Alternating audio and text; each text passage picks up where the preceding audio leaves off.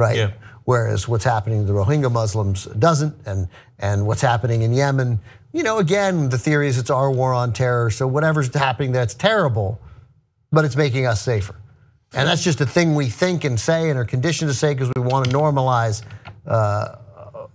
the most horrible things in the world. We have to, and we can't react to the Mexican quake and the devastation in Puerto Rico. I don't have the emotional capacity to. I assume most people don't, to really feel it as it probably ought to be felt.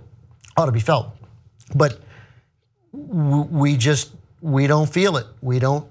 Again, and I'm just bothered by it. I know what you say is true, that as it gets closer to us, we're conditioned more. It's not enough for me to stop there. I know I'm part of it because I have the exact same. I'm conditioned the exact same way. But it shouldn't. It should not be that way. It shouldn't be that way. And finally, look, guys, you should help in all these different situations in any way that you can. But there's almost nothing you can do about an earthquake. So there's the after the fact helping, donating, et cetera, which you should definitely do. But before the fact, there is something that, and people will say we can do about terrorism. Fair enough, and I hope we have a smart strategy for that. We haven't had one yet, but I hope we have one. But there's also something we can do about climate change. It makes the storms more severe. So we have to make sure that the planet doesn't heat up, because as devastating as all of these hurricanes hitting all at once have been, it's still an appetizer for what's to come. And that is not a situation that is going to be pretty for anybody, and no one is going to be safe, no matter where they are in the world. All right, we got to take a final break. Let's do that, and when we come back, Facebook and some drama involving Russian trolls advertising on its platform. All right, back on the Young Turks. Cenk, Ben, and Anna with you guys. I'm in the middle of a banana hour, or 2 banana hours. All right, what else we got, Anna? All right. Through an internal investigation, executives at Facebook found that there were as many as 470 Russia-linked accounts that had bought 3,000 Facebook ads in order to have some influence over this past election. Most of these ads were pro-Trump, anti-Hillary, and now Facebook has decided to participate in investigations. They have turned over this data to Robert Mueller as he continues his investigation on Russian collusion. And it's interesting because I think that they are now participating in this investigation and cooperating with Congress with all the data that they're requesting, because Congress is now thinking about passing regulations pertaining to social media and political ads on social media. Now, keep in mind that when it comes to television, the FEC gets involved and they ensure that these political ads clearly state who the person or people behind them are. So they have to clearly state who the sponsor is for those ads.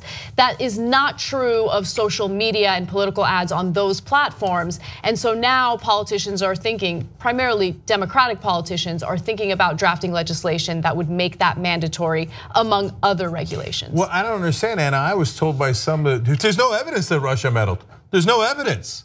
Well, oops, turns out there is evidence. Yeah. Russian meddling, I mean, it is not an issue. It is so obvious, and the hesitancy of some on the left to just fully embrace the obviousness of Russian. They do it all the time, and they were bold enough to do it. How dare you, Ben? Right, and so I guess you want World War III with Russia. Right, that's right. That's right. I war. It's just like the people who say that this is just that this is a Red Scare and it's just like the McCarthy hearings have not read 2 sentences about the McCarthy hearings. So yeah, I don't know what evidence there is that Trump knew about it or orchestrated it. I have no idea. That may never be anything. But they definitely tried to influence the election, and it would appear to succeed. Right, and so I think people get very uncomfortable once you start talking about they succeeded. They wanted to influence the election, they succeeded, because to blame all of it on Russia, I think, just rubs people the wrong way. There were a number of factors that led to this unfortunate outcome of the election, right? Can I just settle that for once and for all? So believe me, it's not going to settle it for once and for all. No, once I say it, it'll be done. Okay. Okay. You're going to solve it. I'm solving it right now. Okay, because guys, both the two different camps here are driving me crazy. So did Russia swing the election? It was 78,000 votes in 3 different states, 39,000 going in the opposite direction. Results in a different president. So almost everything swung the election. The weather swung the election. The Russians did. Facebook did. Not putting Bernie on the ticket did. Not putting Bernie at the top of the ticket did. I mean, every single thing mattered. But on the other hand, it doesn't mean it's the only thing that mattered, right? So both sides who are seeing in some weird black and white things, no, none of it mattered, none of it mattered. Don't be ridiculous. On the other hand, the people are like, since Russia mattered, it's the only thing that mattered. No, she also ran a terrible campaign that mattered more. But this clearly also mattered. Sure, right. I will say that's unquestionably true. We've discussed that and agreed from the start on that, there's no doubt. However, one of those things is really not like the other. 2 of those things, Comey and the Russians. The other things are politics, right? I mean, it's true that even when the things that she did well in the campaign, she didn't get credit for it because it was her, because whatever, that's politics, right? That was picking the wrong candidate at the wrong time, I think, despite her qualifications. So Bernie, that's politics, man. The guy ran against her, did he support her enough? I don't know, seemed to support her a lot. More of Bernie's voters voted for her than Hillary's voters voted for Obama in 2008. That's an incontrovertible fact, right? So that's what happens. Sometimes the losing candidate's voters never vote for the person at the top of the ticket because they're pissed. So those things are politics. The world's other great power, putting its resources into choosing one person over another and tricking us into thinking they weren't doing it subtly, and the involvement of Comey at 10 days before the election, those were very strange, abnormal factors. So it's okay with me if we focus on those a little bit more. But that said, the notion that those are the only things that swung the election that was determined by a swing of 39,000 votes. Undoubtedly, all those things that. But let me just say real quick though, look, but there's going to be curveballs in an election. You need the candidate to get past those curveballs. That's right. I would put Comey in the curveball category. Russia's in a slightly different category because that's a different state influencing our elections. I know that we as America have done that countless times abroad as well. We shouldn't do it. Russia shouldn't do it. But since it's our country and it's our democracy that they're meddling with, there should be consequences. No, not war. Just calm down, okay? But at the same time, for our government to go, oh, you helped to swing our election by illegally spending money in our elections and clearly supporting one candidate over the other. Whatever. I'm gonna check. Okay, so I just real that's quick, unacceptable. Real quick, maybe I'm the bad guy because I don't really care too much about consequences for Russia. First of all, I 100% do not want to go to war with Russia. Nobody does. That's no one wants to go to war with Russia. And anyone who says like, oh, they're just like fear mongering to head in that direction, you're wrong. That's not what's happening. But what I care about more than anything is what are we gonna do as a country to prevent it in the future, right? If we're gonna do sanctions with Russia, fine, whatever. Again, maybe I'm the bad guy, but I don't really care. I care way more about finding where our weaknesses are and preventing it from happening again in the future, right? Because social media is still relatively new and it is unregulated. And so now there's talk about regulation. And I think that, that starts entering some scary territory, but obviously something needs to be done. And I don't care if it's something that's positively impacting Democrats and negatively impacting Republicans. I still don't think it's right. You don't want a foreign country to have any influence or any say over our election or politics. Also, it's Russia, it's Putin. It was sinister, right? Yeah. I mean, it's not like the French were like, I want this election to be the fairest one America has. How do we do that, right? I mean, it wasn't Canada being like, what can we do to help, right? How can we exert? So it was nefarious. So But Anna, but screw you and you're looking to the future. That's inappropriate. We want to look back. No, okay. So real quick, can I say something before? Yeah, sorry. So I agree with Anna totally. That's obviously how we should be approaching this. Sanction, I don't care I don't know.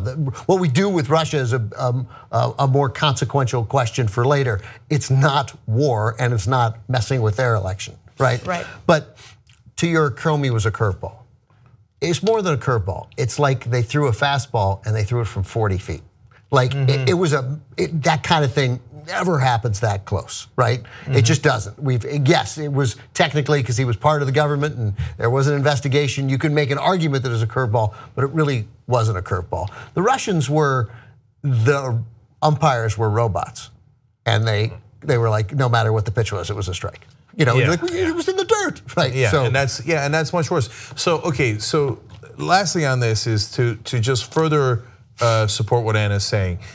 Look, some regulations around the internet, government meddling, and by the way, it's big time supported by TV, who hates the internet and views it as competition. They're ecstatic about the story. They're like, yes, regulate Facebook and the others. I'm a little worried about that. Could you do some stuff around the edges? Like Facebook has hired 250 people to track this. That's good. They've kicked out the 470 fake Russian accounts. That's good. By the way, they were almost all, from what we can see in the press so far, pro-Trump. So if you followed being patriotic, secured borders, or all these other things, and you thought you were being patriotic, you were actually getting used as a tool of our enemies. So nice job, right-wingers. You are as stupid as you look. Okay, and now, so some regulations around the edges, okay, that's fine. But the main thing that our government has to do is to make sure they cannot hack the vote, because they did try in this election. That's a way bigger story. They tried to infiltrate voter databases, and they did. They didn't hack the vote as far as we know, but they infiltrated the voter databases in several states. I think in the 30s, right? Yeah, and if they're close to doing that last time around, they're going to only get better next time around. Right. And for Trump administration, who claims that they care about voter fraud, but then is doing nothing about Russia possibly hacking into our voter files and doing mass voter fraud to steal elections, that is unconscionable. God, we're done. So I know, but why would he, Cenk? Think about it. Why would he? He's already this insecure little guy. Like, that's the way I see him. He's incredibly insecure, which is why he's constantly talking about crowd sizes. He's constantly talking about how popular he is and how much everyone loves him. He's insecure. So in his eyes, acknowledging Russian involvement delegitimizes this past election. And he's so insecure about that, he's not gonna do anything about Russia. No, I know, but and by the way, since they're supporting him, he thinks, well, maybe they'll help steal the next election for me. So this guy is not on our side.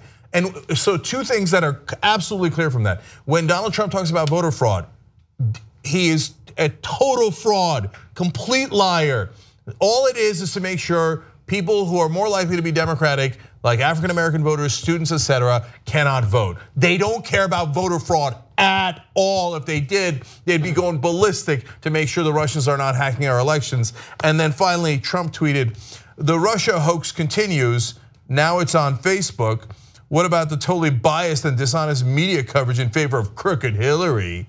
In other words, the guy who attacks everyone, bullies everyone, Democrats, Republicans, the media, the one guy he won't touch is Vladimir Putin. You think that's a coincidence? And when there is evidence that the Russians did meddle in our elections, she's like, it's a hoax, whatever you do, don't say anything about Putin, don't say anything about, you think he's not involved? Look, we need a smoking gun. I hope Mueller finds it, but this guy thinks the Russians did it and can't wait to cover it up. The only people who can't see that are the ones that are just absolutely blinded by partisanship. Yeah. Okay, well, now we're in a weird situation. Okay, we got a couple of minutes left here. But let me just give you a quick poll, and then I want to take a quick break, and I know we'll lose the Sirius Satellite audience at that, but let's stay on and just do two more stories for the online audience at tytnetwork.com. When asked, Americans said 54% said that Russia-backed content on social media did move the 2016 election. Now, you don't need a poll to show that. It either did or it didn't, and whether Americans think it did is not determinative of whether it did, but at least it's a majority of the country saying, yeah, of course it moved the elections, and so I think people are there on that. How many say it didn't? It is mainly Republicans, of course, and 43% say that no, that it's not too or at all likely that it made a difference. So 54 to 43, 82% of Democrats think it made a difference. Only 15% of Republicans. Nobody said anything about math. I mean, because to that point, if they did it, anything made a difference. Any little thing could have made a difference. That's right. All right, so anyway, if you're at Sirius Satellite Radio or you're watching or listening anywhere else, if you want to get the whole show, God bless your heart, go become a member, tytnetwork.com/join, and you get the whole show commercial free. We're trying to provide a service for you guys there. Think of it kind of like the HBO of news, and you get all of our shows, including Aggressive Progressive, Old School, all of our post games, where we talked about those hilarious Uber stories and my arrest story, which was also interesting, etc. So do that. And then lastly, I started the show talking about the shirts, but we do have some fun shirts. So go to shoptyt.com. And if it's not this one, it's Ben's. Okay, no, we don't have that one. No, okay. Nice. Anyway, fly the colors, guys, fly the colors. You wear Young Turks, you will run into people and they'll talk to you, and you'll be surprised at how many people you meet. Fist bump strangers. All right, for the online audience, we'll be right back. All right, back on the Young Turks. We have a couple of Comey-related stories that we really wanted to share with you guys. Yes. All right, so go for it, Anna. All right. James Comey was giving a speech, or attempting to give a speech, at Howard University, and there were student protesters who didn't want to have anything to do with it. In fact, they wanted to do everything to stop it. Take a look.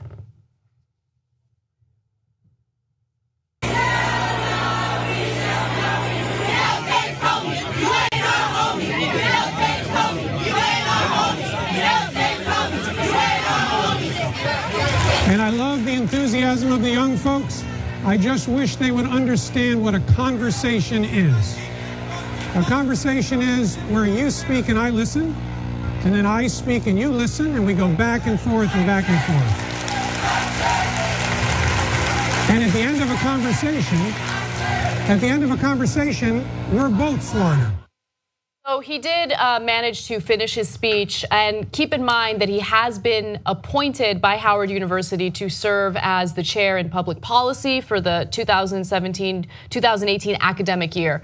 And so this raises the same question, the same issue that's been coming up quite a bit lately on college campuses, the issue of free speech. And in this case, he managed to finish his speech, but the students were being very persistent in interrupting him and trying to prevent him from doing so. I was a little surprised at this story because I don't know which way they're going to go on Comey, because Comey's such a complicated character. Yeah. So yes, he might have cost the Democrats the election, as we've talked about many times, and as well as many other factors, including Hillary Clinton. But at the same time, he was pursuing Donald Trump and was fired for it.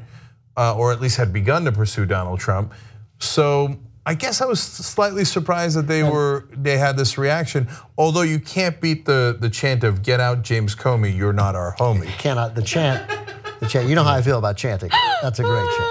Yeah, it's a great chant. Ben Mankiewicz, who's notoriously anti-chanting, approves of that chant. Yeah, I might have chanted that. It's really complicated because they have a right to protest the speech, but once a guy's giving a speech, you should let him give the speech, And yeah, I don't think that part's that complicated, actually. So yeah, I didn't know which way they were going to go on Comey politically, but once you disagree with him, which is a perfectly fair thing to do, super fair.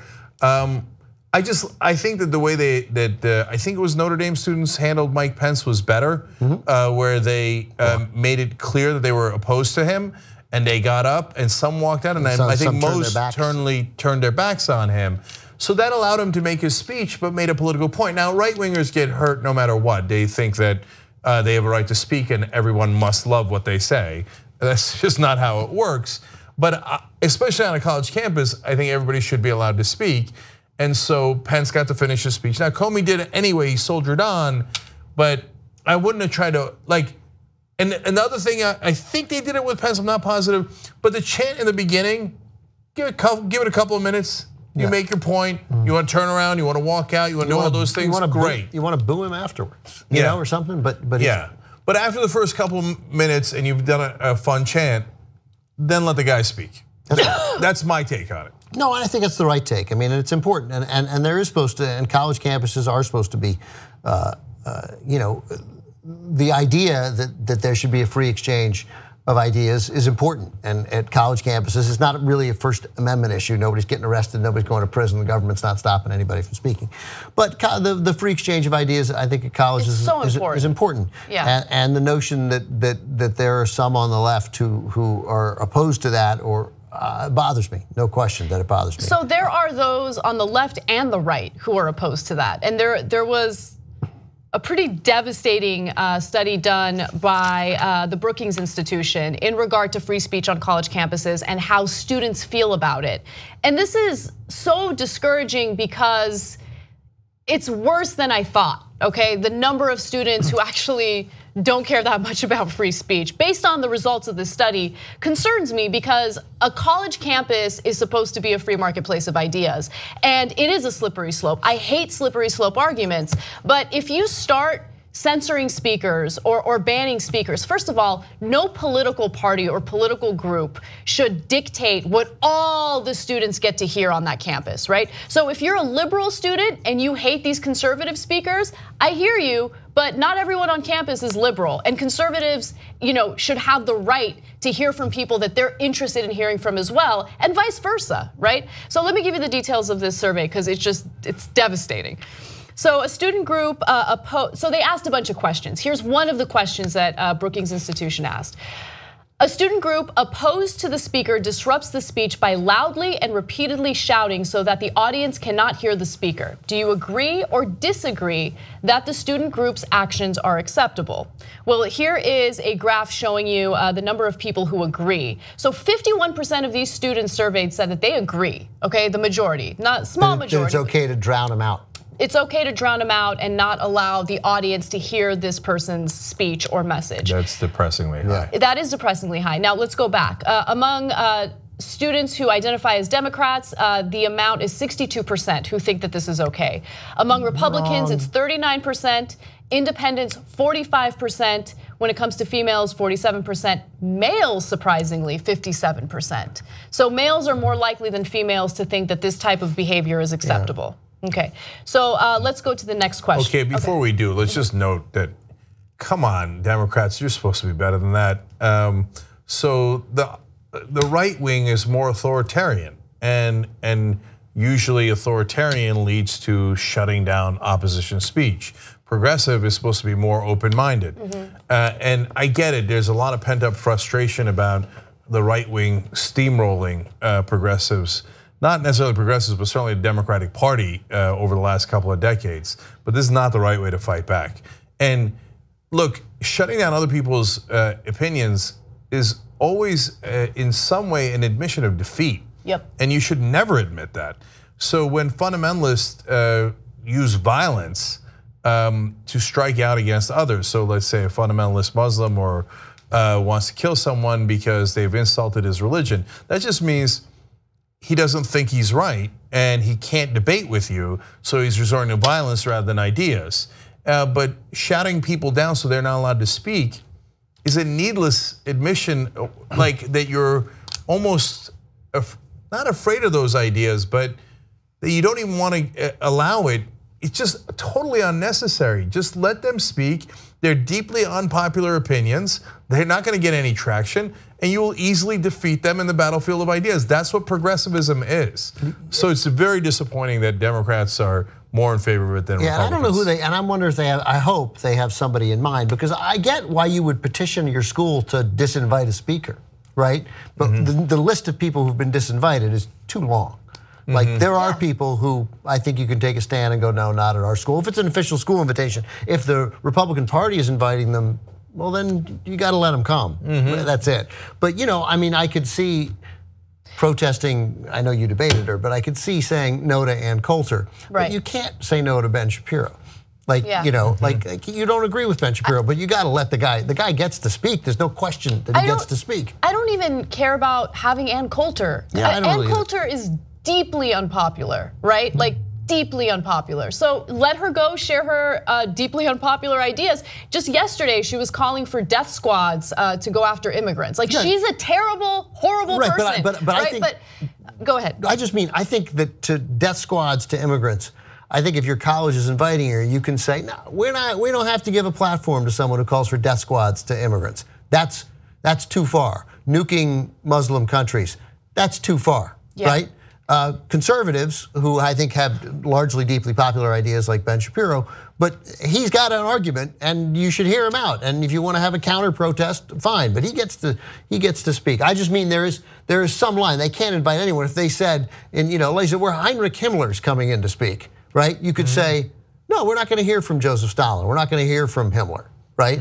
I think to me that's okay. But at the same time, it's a tough line to draw. It is a tough line to draw, but I could draw it. Here's the thing. Here's another thing. I'm the guy to draw it, yeah. Here's another thing to keep in mind. Just because they're not gonna go, let's say these students are successful and they stop who they consider an offensive speaker from speaking on their campus. That doesn't like brush the situation under the rug and that's it. That person can't spread their message anymore. They can and they will spread their message. In fact, some of the protests that went down in Berkeley only amplified their message. That's right. And so it's so counterproductive.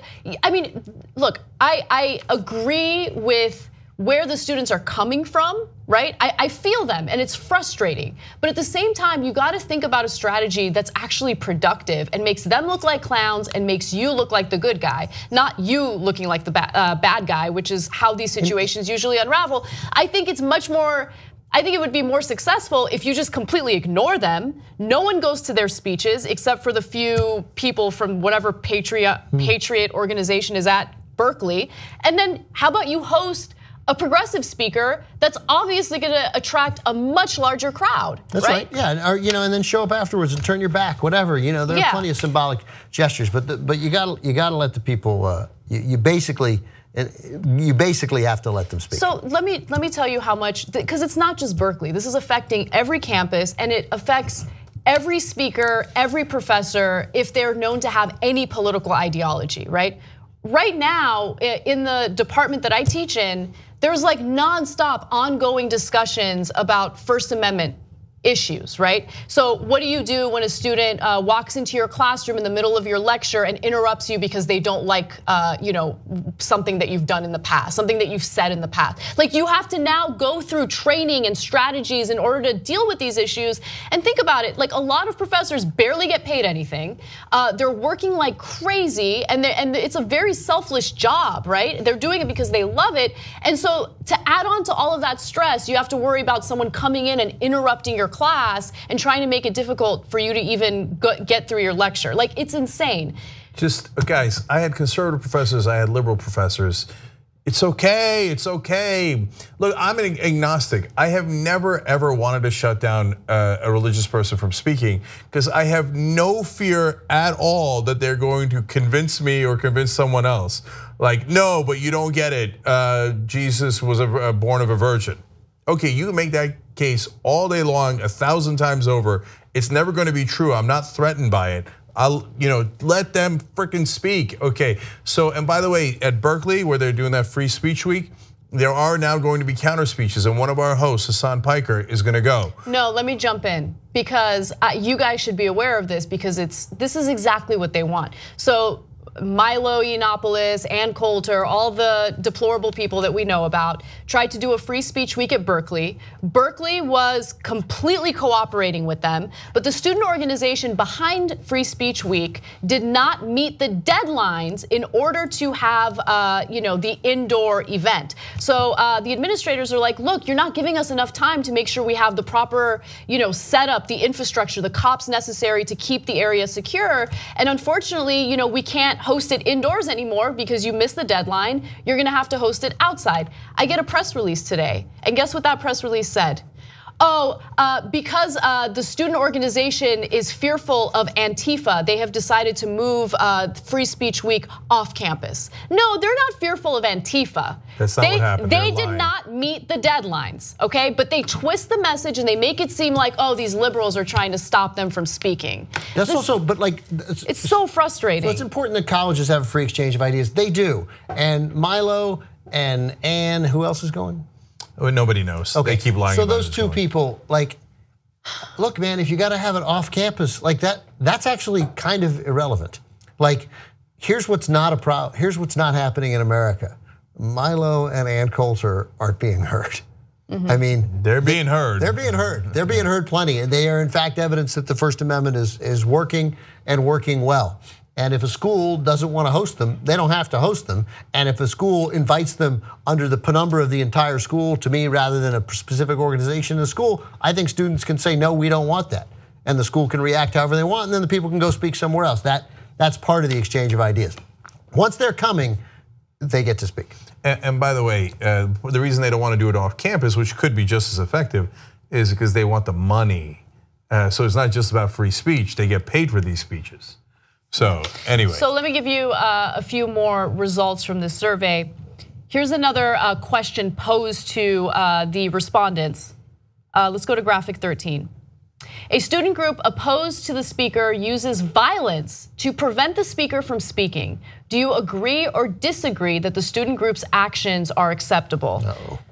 So here is a graph showing those who agree. Among all respondents, 19% think it's acceptable to use violence to stop this form of speech. Among Democrats, it's 20%. And oh, would you look at that? Among Republicans, it's 22%. Among independents, 16%, females 10%, males 30%. I mean, women are the big winners in this poll. It's so obvious. Who answers yes to that? What kind of Neanderthal answers yes to that? Unfortunately, 1/5 of the population, at least in these universities and the people that they asked. So that is, 20% is a bad number, man. That's 20% of the willing to use violence. That is way too high. And unsurprisingly here, the right wing is willing to use violence a little bit more. That's statistically insignificant. Yeah, but it's a small number, I agree with you. The fact that the progressives are anywhere near the right wing on the willingness to use violence is outrageous. Yeah, that's right. The whole point of being a progressive is that you don't go in that direction. God, college kids are, this is a bad poll for college kids. Yeah, but I'll tell you what though, I think that part of what's happening here, guys, is that the folks have actually grabbed pitchforks. Yeah. And so this is exactly what we're trying to prevent.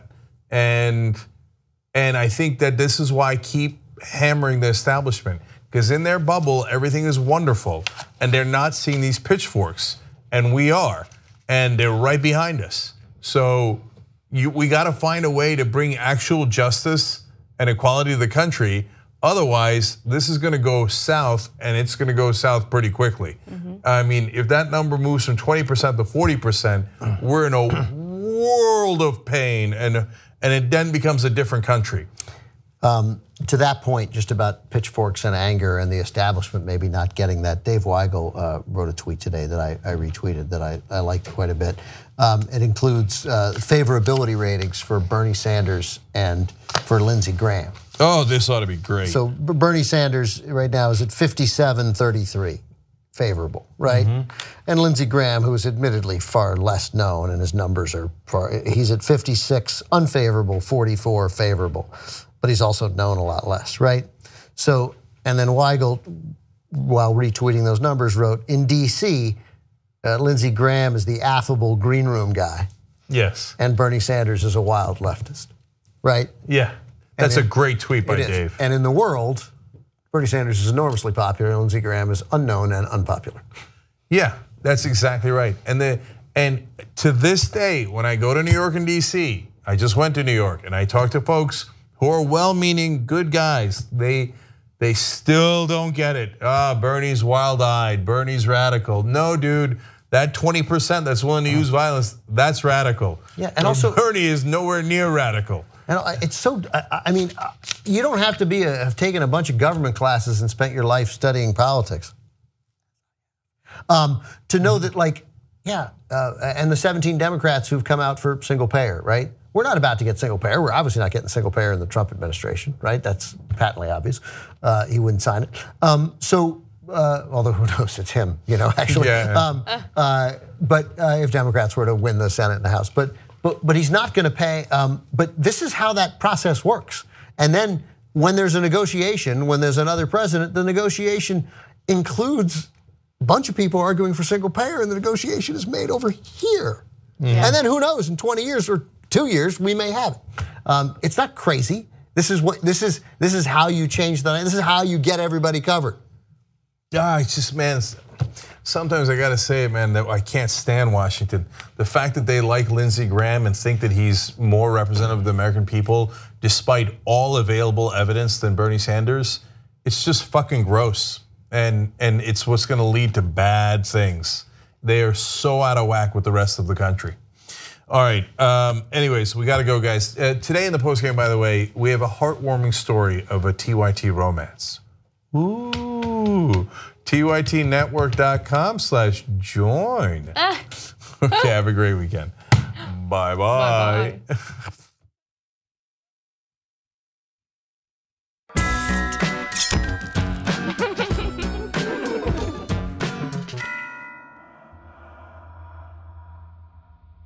Hello and welcome to Murder with Friends, the show where two friends together and talk about the darker sides of history. I'm your host, Grace Baldridge, and joining me today, I hope I pronounced this right, Samantha Shaker. Sam! You said Shaker. It's Shocker. Can I just say, I've been planning on doing that since yesterday. I was like, wouldn't it be funny if I had Sam on? And I'm used to it. It is funny. I was like, you should have played it off. You should have been like, and Samantha Shaker is here, and I would have been like, I probably wouldn't have said anything. Guys, Sam is here from Pop Trigger. I'm so excited to have you back. You were on one of the first ever episodes of Murder with Friends that I refused to rewatch because I wasn't good. I don't think. Are you at the time? Nuts? Are you you were great. High? You're but fantastic.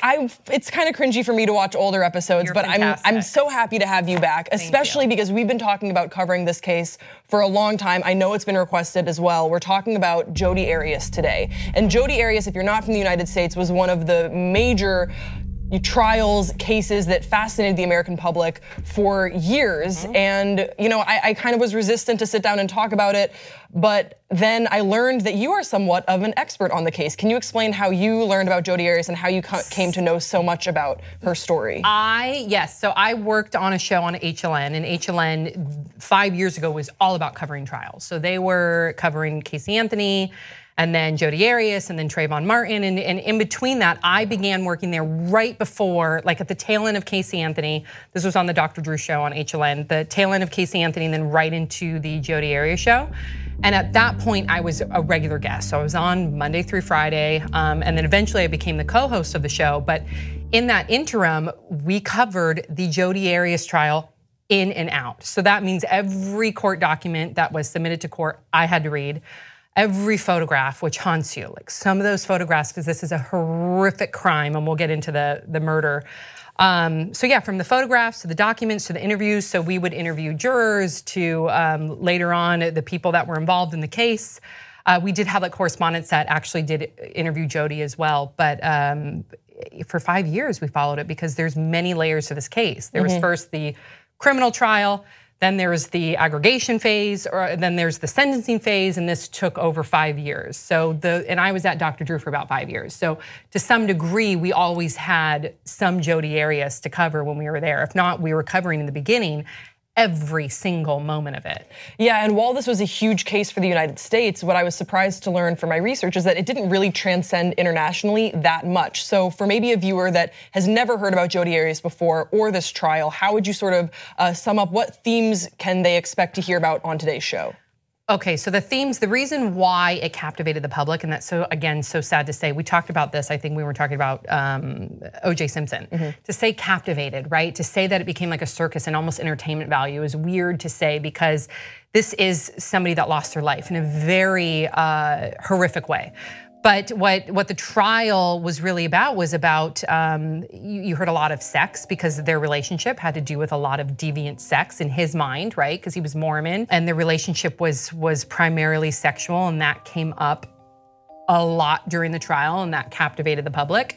And then also, you're looking at someone that is completely a pathological liar, a narcissist, beautiful, brilliant, and that captivates the jury and the public as well, because you're looking at someone that comes off at times very charming and meek and humble, but at other times you can see that when she's caught in her lies, that this is somebody that is highly manipulative and used to getting what she wants, and then not apologetic when you look at her actions after the fact of how she murdered her ex-boyfriend at the time. You mentioned about her ex-boyfriend, and that is Travis Alexander, and that is who she murdered. So let's talk a little bit about Jodi and Travis and how their story begins. So Jodi and Travis meet September 2006. And how would you describe who these people are and how they met?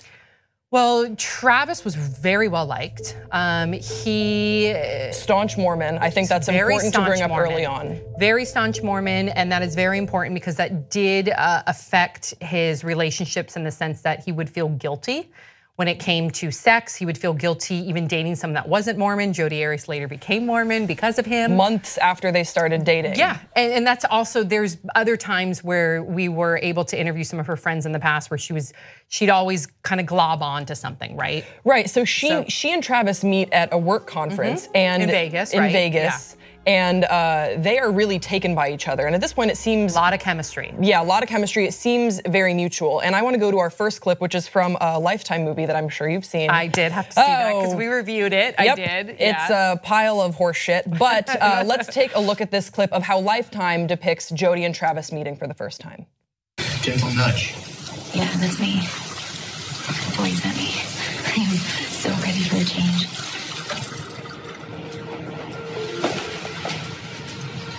I'm Jodi, by the way. Tress. Oh God, that movie is so bad. Yeah, but they did go through the timeline fairly accurately in an hour. And that for most people, it was so much to cover that gave them a kind of like a Reader's Digest version of what happened. So early on, they're very captivated with each other. Within months, she converts to the Church of Latter-day Saints. And but they also are having sex, and that is a major part of their relationship and sort of a part of the dynamic of power between the two of them. Can you discuss a little bit about how that affected how he viewed the relationship and also how she viewed the relationship? According to people, you know, it's so sad that we can't give Travis Alexander's account, right? He's 6 feet under, we can't. But according to people that knew him very well, and then Jodi's account changed, so we're gonna have to also look at based on evidence, like things that occurred with their text messages. They had 80,000 emails, even more text messages between them, and a lot of them, and phone messages, a lot of them were recordings or transcripts of those sexual escapades. So Travis loved having sex with her. He loved her free nature of it all, and their sex was very deviant, from oral sex to anal sex to all types of sex. And for him, he felt very guilty, one, having premarital sex. Two, in his mind, you know, according to a number of different people, he felt better about having oral sex or anal sex than like actual. Right, because it's sort of what we hear about before, that it doesn't count. It just, yeah. If it's not vaginal sex, then it doesn't count, and therefore it's less of a sin against God because it's in the butt, which doesn't. Yeah, exactly. Make any sense, so he loved that she was so free. She used sex, according to the prosecution, according to people that knew their relationship, she used sex to control him. So if he was distant, if she couldn't get a hold of him for a couple days, if he had communicated to her that later in the relationship that he no longer wanted to be with her, they would end up having sex, or she would send him some very sexual texts or a very sexual phone call, and they would have these fantasies, and she would draw him back in. Yeah, so she would draw him back in, but it becomes quickly an on and off again relationship. Yes, very it becomes tumultuous. a rocky relationship. Almost from the beginning, it was very tumultuous and based on sex. And she wanted more and more and more, and he was always conflicted with a number of different things. But I think he also sensed that she wasn't on, she's she's not sane. I mean, she is. I mean, she deserves she's not somebody that could have used an insanity defense. An insanity defense. I believe one of the psychologists, Janine Marnette, she diagnosed her with borderline personality disorder, but that doesn't excuse you from your behavior. That just is a showcase of like how your behavior is. And his friends start saying that they viewed her as very unstable. There were a number of accounts that I read of her going through his Facebook, going through his text messages, and then also listening in on conversations. Oh yeah, they would creeping out his friends. Yeah, the friends would be over and she would say that she's in another room, or Travis would want to have like talk to a friend, and they would open up the door and she'd be on her knees like listening in. Her getting into his voicemail, his Facebook, her crawling into, of course, this is according to the prosecution. There's no cameras showing her crawl into his house through a doggy door. But there's been a number of cases and a number of people witnessed that they would see her wake up in his house the next day and he didn't know how she got in, and then later they found out she'd crawl through the doggy door, slashing his tires when she thought that he was straying, and stalking him. Full-blown, stalking him. I mean, she even moved to Mesa, Arizona when they were together briefly, and then even after the fact that he didn't want to be with her anymore, she stayed in Mesa, and then finally she ended up going back to California, and then coming back again. We'll get to that. And I think this is a good time. Let's just hear from Jodi in her own words about her account of what their relationship was like. Nobody really knows what was going on behind closed bedroom doors except him and I. This relationship was about sex. It eventually became sex. But Jodi says that she was becoming increasingly uncomfortable with a sexual relationship that seemed to be going nowhere. You love someone, and it makes it's hard to think, I really love this person, but I know I'm never going to be with him, and I know I'm not going to marry him. And so I knew that I needed to make some changes. Early in 2008, Jodi did just that. Doing them both a favor, she moved back home to Yreka, leaving Mesa and Travis behind. When she moved back to California, that's when it really seemed to him to be a closing point where, okay, finally that chapter of my life is over. But Sam, just before we go to break, is this the closing point? Is this the end of the chapter? Nope. Seems like we're just getting started. We're just getting started. This is where she is getting pushed. Her buttons are being pushed by him pushing her aside, and this is the buildup to what we're about to see. And in part 2, we're going to tell you all about